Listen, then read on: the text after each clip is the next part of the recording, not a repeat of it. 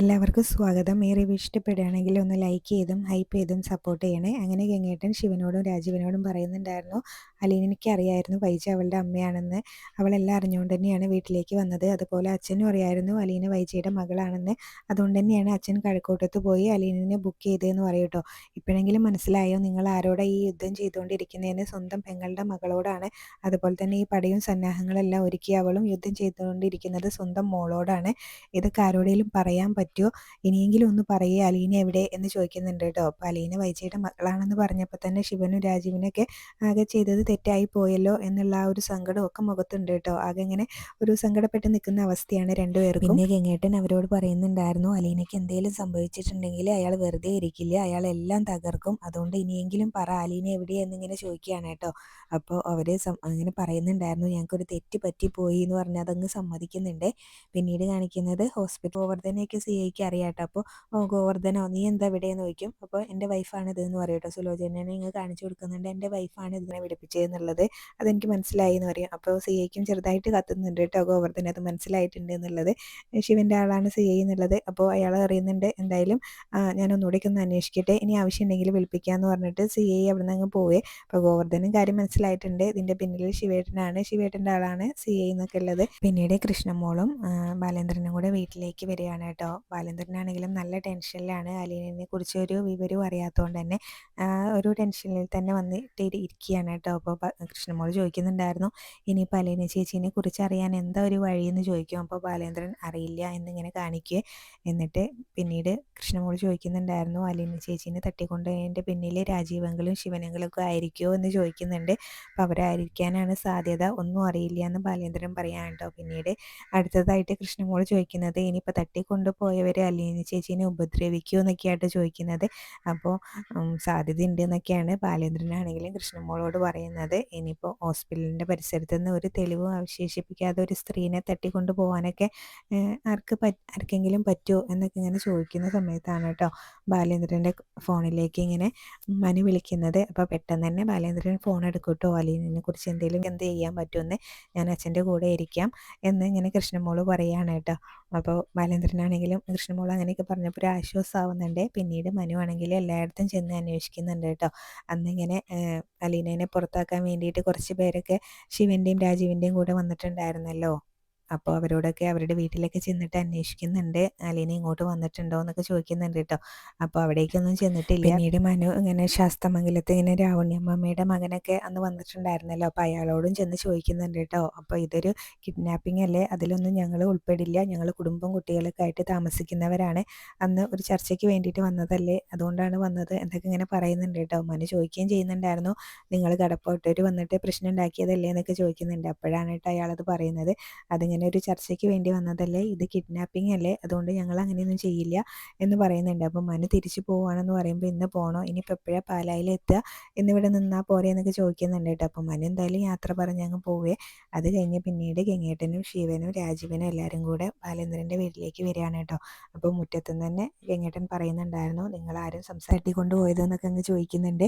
അപ്പോൾ അതൊക്കെ ഒരു തെറ്റിദ്ധാരണയുടെ പുറത്താണ്, ഞങ്ങൾക്ക് ബാലേന്ദ്രനോട് ഒന്ന് സംസാരിച്ചാൽ മതി എന്ന് പറയുന്നുണ്ട് കേട്ടോ. ഗംഗേട്ടനാണ് ഇതെല്ലാം സംസാരിക്കുന്നത്. അപ്പോഴേക്കും ബാലേന്ദ്രൻ അവിടുന്ന് മുകളിൽ നിന്ന് ഇവരുടെ സംസാരം കേട്ടിട്ട് വിളിച്ച് ചോദിക്കുന്നുണ്ട് കേട്ടോ, ആരാ മോളെ അവിടെയെന്ന്. അപ്പോൾ കൃഷ്ണമോള് പറയും, അത് അങ്കിളുമാരാണ് എന്ന് പറയും കേട്ടോ. അപ്പോഴേക്കും ബാലേന്ദ്രൻ താഴേക്ക് ഇറങ്ങി വരുന്നുണ്ട്. അപ്പോൾ ഗംഗേട്ടനെ കാണുമ്പോൾ തന്നെ ബാലേന്ദ്രൻ ചോദിക്കുന്നുണ്ടായിരുന്നു, ഇതാര് ഗംഗേട്ടനോ, ലോക പര്യടനമൊക്കെ കഴിഞ്ഞ് ഇപ്പോൾ എത്തി എന്നൊക്കെ ചോദിക്കുന്നുണ്ട്. എന്നിട്ട് അകത്തേക്ക് കയറി വരാൻ പറയും. അപ്പോൾ കൃഷ്ണമോൾക്ക് നല്ല പേടിയാണ് കേട്ടോ. അപ്പോൾ കൃഷ്ണമോളാണെങ്കിലും ബാലേന്ദ്രനോട് വന്നിട്ട് പറയാണ്, അച്ഛനോട് ഇവരൊക്കെ ഈ രാത്രിയിൽ സംസാരിക്കണം എന്നൊക്കെയാണ് പറയേ, അച്ഛൻ അവരോട് ഇറങ്ങി പോകാൻ പറയേ എന്ന് പറയുമ്പോൾ ഗംഗേട്ടനോട് ബാലേന്ദ്രൻ പറയുന്നുണ്ടായിരുന്നു, കണ്ടോ എൻ്റെ മകൾക്ക് കൊല്ലപ്പള്ളിക്കാർ ഈ വീട്ടിലേക്ക് വരുന്നത് തന്നെ പേടിയാണ് എന്ന് പറയുന്നുണ്ട് കേട്ടോ. അപ്പോൾ ബാലേന്ദ്രനോട് ഗംഗാധരനാണെങ്കിലും പറയുന്നുണ്ടായിരുന്നു, ബാലേന്ദ്ര നമുക്കൊന്ന് സംസാരിച്ചാൽ തീരാവുന്ന പ്രശ്നങ്ങൾ മാത്രമേ ഉള്ളൂ എന്ന് പറയുമ്പോൾ ബാലേന്ദ്രൻ പറയും, എനിക്കൊന്നും സംസാരിക്കാനില്ല, എനിക്ക് ആകെ ഒരൊറ്റ ചോദ്യമേ ഉള്ളൂ, അലീന എവിടെയെന്ന് ചോദിക്കുന്നുണ്ട് കേട്ടോ. അപ്പോൾ ശിവനാണ് തല താഴ്ത്തി നിന്നുകൊണ്ട് പറയുന്നത് അലീന ഞങ്ങളുടെ കസ്റ്റഡിയിലുണ്ട് എന്ന് പറയും കേട്ടോ. അത് കേൾക്കുമ്പോഴേ ബാലേന്ദ്രന് അങ്ങ് ദേഷ്യം വരുന്നുണ്ടായിരുന്നു. ബാലേന്ദ്രൻ ശിവനോട് ചോദിക്കുന്നുണ്ടായിരുന്നു, തന്നോടത് ഞാൻ നേരത്തെ വന്ന് ചോദിച്ചതല്ലേ, അപ്പോൾ താൻ എന്ത് കോത്താഴത്തിലെ വർത്താനാടോ പറഞ്ഞത്, തൻ്റെ മടിയിൽ ഉടുത്ത് വെച്ചിരിക്കുകയാണോ അലീനനെ എന്നൊക്കെയല്ലേ നീ ചോദിച്ചത്. അലീനയ്ക്ക് എന്തേലും ഒരു പോറൽ പറ്റിയിട്ടുണ്ടെങ്കിൽ രണ്ടിനെ ഞാൻ വെറുതെ വിടില്ല. നീയൊക്കെ എന്താ വിചാരിച്ച് വെച്ചിരിക്കുന്നത്? തൻ്റെ കയ്യിൽ കക്ഷ്യത്തിലെ ഒരു രാഷ്ട്രീയക്കാരനും കോട്ടയത്തെ ഒരു SP ഉണ്ട്, അതിൻ്റെ മുകളിൽ വേറെ ആരും ഇല്ല എന്നാണോ?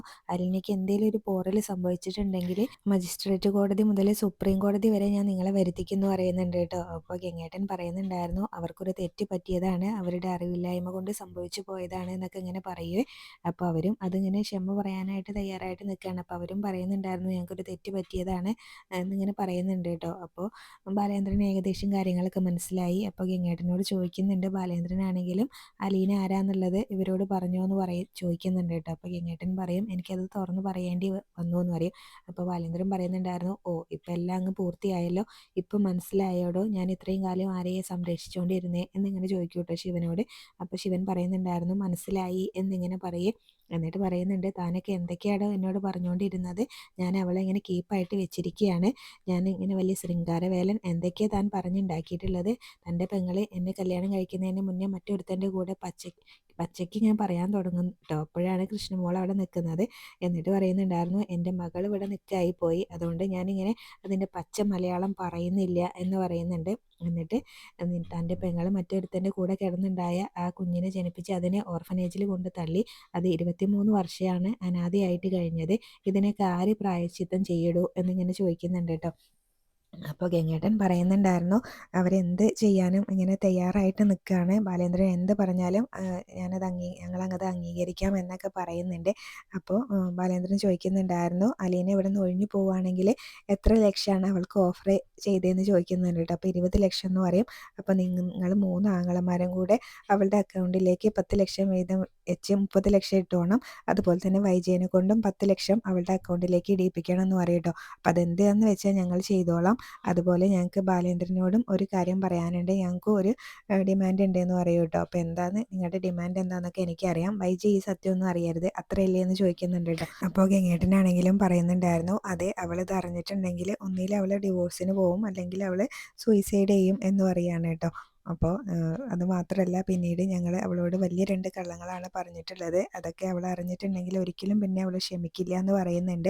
അപ്പോൾ ഒരു കള്ളം എന്താണെന്നൊക്കെ എനിക്കറിയാം, മറ്റൊരു കള്ളം ഇങ്ങനെ പുറത്ത് വന്നിട്ടുണ്ടെങ്കിൽ നിങ്ങൾ 3 പേരും ഇങ്ങനെ കൊലക്കുറ്റത്തിന് ജയിലിൽ പോകുമെന്നൊക്കെ ഇങ്ങനെ ബാലേന്ദ്രൻ പറയുന്നുണ്ട് കേട്ടോ. അപ്പോൾ അവരെന്തോ വലിയൊരു തെറ്റും കൂടെ ചെയ്തിട്ടുണ്ട്, അതെന്താണെന്ന് അറിയില്ല. അപ്പോൾ എന്തായാലും പിന്നീട് ബാലേന്ദ്രനും പറയുന്നുണ്ടായിരുന്നു, വൈജയ് ഈ സത്യം അറിഞ്ഞിട്ടുണ്ടെങ്കിൽ പിന്നെ വൈജയുടെ ഭർത്താവായിട്ട് ഇരിക്കാനും ഞാനും ഉണ്ടാവില്ല ഗംഗേട്ടാന്ന് ബാലേന്ദ്രൻ പറയുന്നുണ്ട്. അപ്പോൾ ഗംഗേട്ടനാണെങ്കിലും ബാലേന്ദ്രനോട് പറയുന്നുണ്ടായിരുന്നു, അതുകൊണ്ട് തന്നെയാണ് ഞങ്ങളിങ്ങനെ വൈജയ് സത്യമൊന്നും അറിയരുത് എന്ന് പറഞ്ഞത്, വൈജയ് അറിഞ്ഞിട്ടുണ്ടെങ്കിൽ ഈ കുടുംബം തകർന്നു പോവും എന്ന് പറയാണ് കേട്ടോ. അലീനയ്ക്ക് എന്താ വേണ്ടതെന്ന് വെച്ചാൽ ഞങ്ങൾ ചെയ്ത് കൊടുത്തോളാം, അലീനെ ഈ വീട്ടിൽ നിന്ന് മാറ്റണം, അവൾക്ക് വേറെ വീട് എടുത്ത് കൊടുക്കണമെങ്കിൽ അങ്ങനെ എടുത്ത് കൊടുക്കാം, ജോലി വാങ്ങിച്ചു കൊടുക്കാം, അതുപോലെ തന്നെ അവളുടെ കല്യാണം നല്ല രീതിയിൽ നടത്താം, അവൾക്ക് വേണ്ടി കോടികൾ മുടക്കാനും ഞങ്ങൾ തയ്യാറാണെന്നൊക്കെ ഇങ്ങനെ പറയുന്നുണ്ട്. അതിൻ്റെ ഇടയിൽ ഇങ്ങനെ അവർക്കെതിരെ ബാലേന്ദ്രൻ കൊടുത്തിട്ടുള്ള കേസ് പിൻവലിക്കാനും പറയുന്നുണ്ട് കേട്ടോ. അപ്പോൾ ബാലേന്ദ്രൻ പറയും, ആദ്യം അലീന ഇവിടെ എത്തട്ടെ എന്നിട്ട് കേസ് പിൻവലിക്കുക എന്ന് പറയുന്നുണ്ട്. അപ്പോൾ ഇത്രയൊക്കെ കാണിച്ചുകൊണ്ടാണ് ഇന്നത്തെ എപ്പിസോഡ് അവസാനിച്ചിട്ടുള്ളത്. ഇട്ടിരിക്കുന്ന ആ വീട്ടിലേക്ക് എല്ലാവരും കൂടെ ചെല്ലുന്നുണ്ട്. ബാലേന്ദ്രൻ ആ ജനലിൻ്റെ അവിടെ വന്ന് നിൽക്കുമ്പോൾ തന്നെ അലീന ഇങ്ങനെ ബാലേന്ദ്രൻ്റെ മുഖത്ത് പിടിച്ച് അച്ചാന്ന് വിളിച്ച് കരയുന്നുണ്ട് കേട്ടോ. പിന്നീട് ബാലേന്ദ്രൻ അലീനയെ ചേർത്ത് പിടിച്ച് പുറത്തേക്ക്